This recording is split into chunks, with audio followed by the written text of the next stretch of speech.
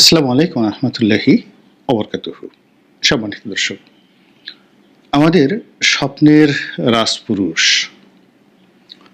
আমরা যাকে মাথায় করে রাখার জন্য বহু বছর ধরে সংগ্রাম করেছি,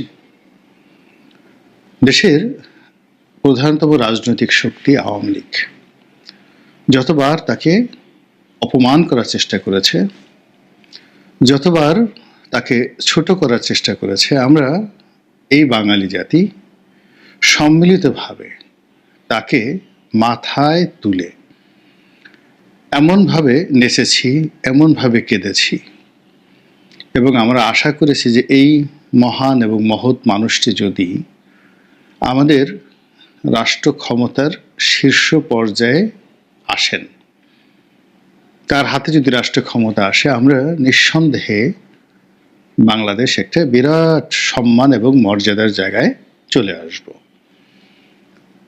প্রকৃতির যে লীলা খেলা, সেই লীলা খেলায় আপাত দৃষ্টিতে মনে হচ্ছে আল্লাহ আমাদের দোয়া কবুল করেছেন।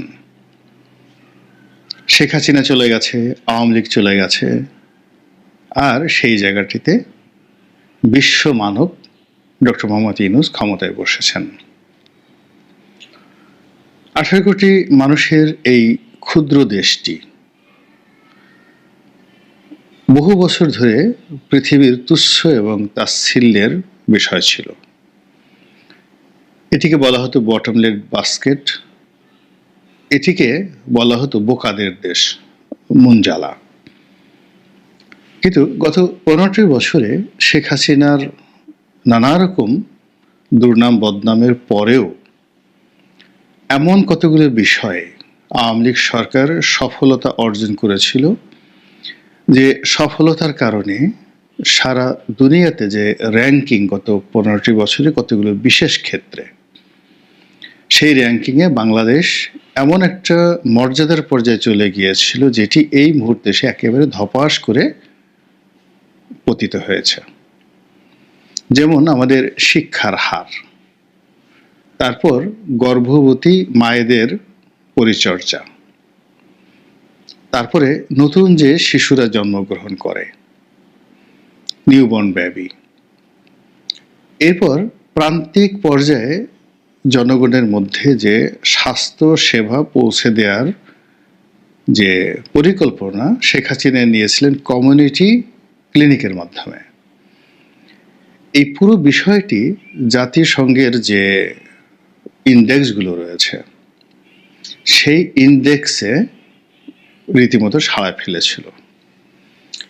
এর বাইরে এদেশের জিডিপি, এদেশের অর্থনৈতিক উন্নয়ন এবং ব্যবসা বাণিজ্য থেকে শুরু করে গ্লোবাল যে কানেক্টিভিটি, সেই কানেক্টিভিটির যে জায়গাটিতে গত 15টি বছরে আমরা চলে গিয়েছিলাম, তার ফলে আমেরিকা, ইংল্যান্ড, ফ্রান্স, ভারত থেকে শুরু করে বিশ্বের সকল পরাশক্তি বাংলাদেশের সঙ্গে ব্যবসা করার জন্য, বাংলাদেশের পণ্য নেওয়ার জন্য, বাংলাদেশে বিনিয়োগ করার জন্য তাদের মধ্যে যে আগ্রহ ছিল, এবং সেই আগ্রহের কারণে বিস্ময়করভাবে গত 10 বছরের মধ্যে এরকম গ্রোথ আর কোনো দেশের হয়নি, যেটি একটা দেশকে আমরা একেবারে অতি দরিদ্র, হতদরিদ্র, সেই হতদরিদ্র দেশের যে তকমা, সেখান থেকে আমরা বের হয়ে এসে মধ্য আয়ের একটি দেশে পরিণত হওয়ার জন্য জাতিসংঘের যে ধরনের শর্ত দরকার, প্রায় সব শর্ত আমরা পূর্ণ করে ফেলেছিলাম।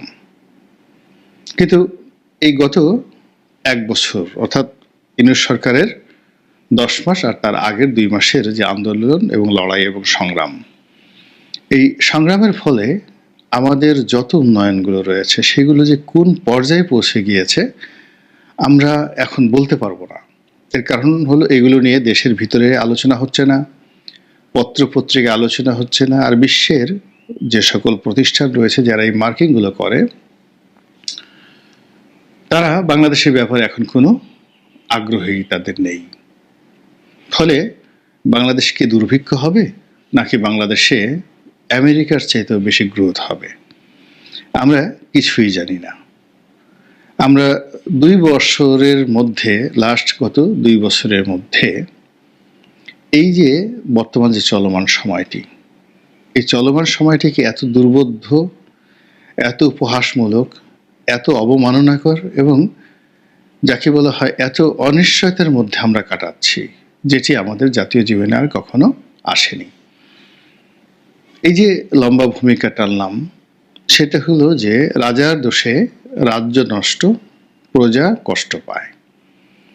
এখন যেখানে শেখ হাসিনা ছিলেন, ঠিক সেই জায়গাটিতেই বিশ্ব মানবকে আমরা বসিয়েছি, মহামানবকে আমরা বসিয়েছি, নোবেল পুরস্কার পাওয়া একজন বিশ্ববিখ্যাত ব্যক্তিকে আমরা বসিয়েছি, যিনি তার জীবনের অভিজ্ঞতা দিয়ে এমন একটা পর্যায়ে পৌঁছে গেছেন, শুধু স্বর্ণ স্বর্ণ স্বর্ণ, হীরক হীরক, diamond diamond diamond, platinum platinum platinum, তার সারা দেহে স্বর্ণ, প্লাটিনাম এবং ডায়মন্ড ছাড়া আর কিছুই নেই। তো এই মানুষটি গত 10 মাসে আমাদেরকে 10টি বৈদেশিক সফর উপহার দিয়েছেন।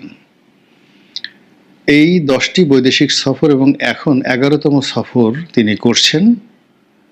ইংল্যান্ডে তিনি আছেন এবং সেখানে তিনি ইংল্যান্ডের যে রাজা, সে রাজা তাকে সম্মান করবেন, সম্মান জানাবেন, আর সে সম্মানে তিনি ভূষিত হয়ে বাংলাদেশে আসবেন। আর আমরা লক্ষ লক্ষ মানুষ তাকে দেখার জন্য ছুটে যাব ঢাকা বিমানবন্দরে, যেভাবে তিনি নোবেল পুরস্কার পাওয়ার পর আমরা ছুটে গিয়েছিলাম।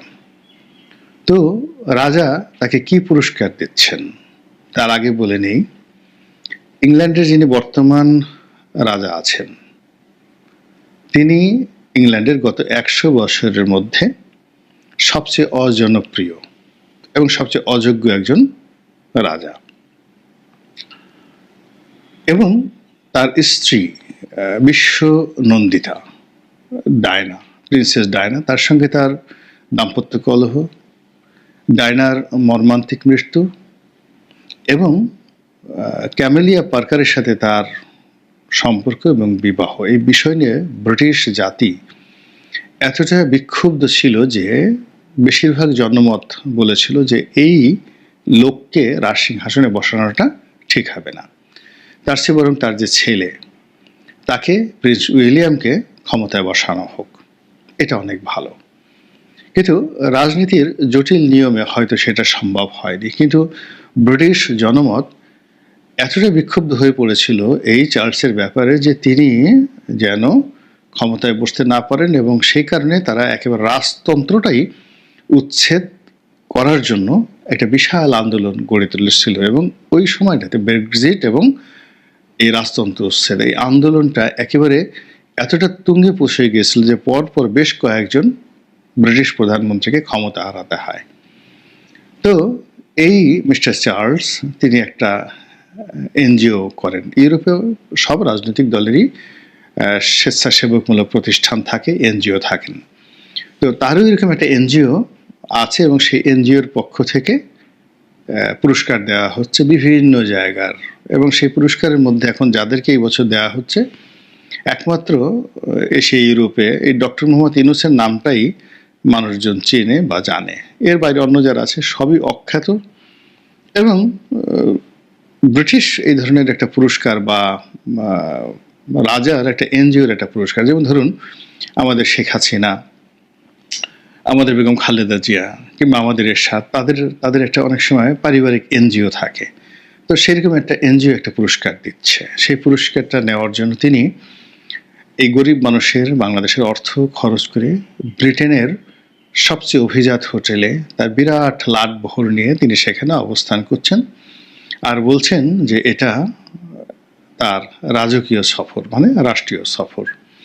কিন্তু আমরা দেখলাম যে এয়ারপোর্টে, মানে হিথ্রো বিমানবন্দরে তিনি যে নামলেন, তার ব্যাগ টানার জন্য তার প্রেস সেক্রেটারি ছাড়া আর কেউ ছিলেন না, নম্বর 1।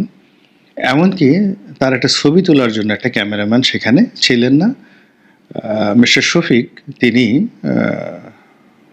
তার নিজ ক্যামেরা দিয়ে যে ছবি তুলেছেন ইউনূস সাহেবের, তো সেই ছবি আমরা দেখেছি এবং সেখানে বাংলাদেশের যে রাষ্ট্রদূত যিনি ইংল্যান্ডে আছেন সেই ভদ্র মহিলার সঙ্গে তিনি করমর্দন করছেন, হ্যান্ডশেক করছেন এবং সেই হ্যান্ডশেক করার সময় তাকে খুবই বিভ্রান্ত, খুবই উদাসীন, খুবই ক্লান্ত, খুবই বিধ্বস্ত, খুবই অপমানিত বলে আমাদের কাছে মনে হয়েছে।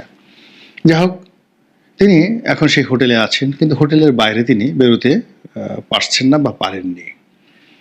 এর কারণ হলো যে তিনি যে 4 দিনের সফরে গিয়েছেন এই সময়টিতে আওয়ামী লীগ সেখানে ব্যাপক বিদ্রোহ করছে, বিক্ষোভ জানাচ্ছে এবং এত বড় বিক্ষোভ নিকট অতীতে ইংল্যান্ডে বাঙালিরা করেনি, যেটা ডক্টর মোহাম্মদ ইউনূসের জন্য করা হচ্ছে।